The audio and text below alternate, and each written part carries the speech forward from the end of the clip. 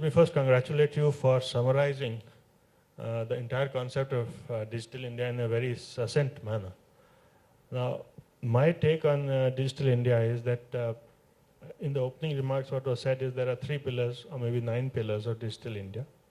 Good, there are pillars, but a pillar by itself cannot make a house. So my take is a little different. I feel that in the initial phases we have to build pillars, but when we deliver, we have to deliver in a collaborative manner, in a manner that suits the person who's receiving the services. And that is what Dr. Gupta alluded to. Now, importantly, while we are in the formative stage of Digital India, and let me interject by saying that Digital India is digital because digital technologies are prevalent. It could have been the same with analog technologies, but because digital technologies are more enabling, that is why I suppose we are using digital technologies.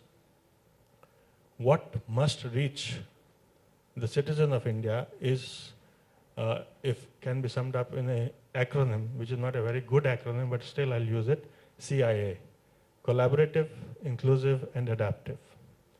Currently, I'm in the skills field, and we find that some agencies talking about laying out the networks, and other agencies talking about teaching digital literacy, and other agencies talking about skilling. But where do they come together?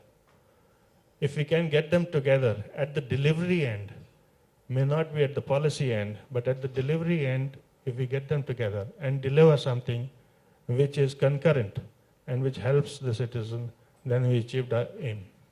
The example I can give is of skilling. If we have to reach the worst placed individual in India with the best content, with the best teacher, in a language that he understands, what all do we require? We require all the components of Digital India. And if you look at, even if you look at only the skilling ecosystem, it supports digitization, it supports digital literacy, although it is being offered through the skill ecosystem. So we have to see how we can take everybody along, eliminate people who do not add value in the chain that delivers, especially the middlemen. Those who add value, we should take them along, collaborative. We should take everybody along with us, inclusive, and we must adapt to the changing situation. What is relevant in Kerala may not be relevant in Assam. So when we deliver, we have to deliver in a manner that suits us. The last point I want to make is, we have to see the entire ecosystem, and I'm sure the government is doing that, in its right perspective.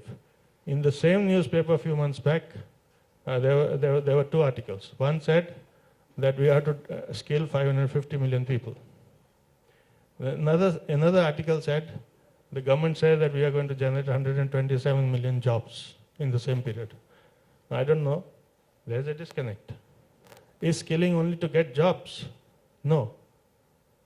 The balance of the people will get into entrepreneurship. They will support Make in India. They will support Digital India.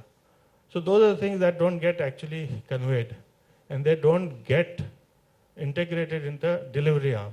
That is something we must look at. And we have a model. Sometime when the time permits, I will explain that model by which we can take this to the last man in the best possible manner. I am privileged to be sitting next to one of my board members, and he will bear me out that what we can do is much more than what individual pillars can do. I think with that I'll rest my case and hand over the mic back to Dr. Gupta.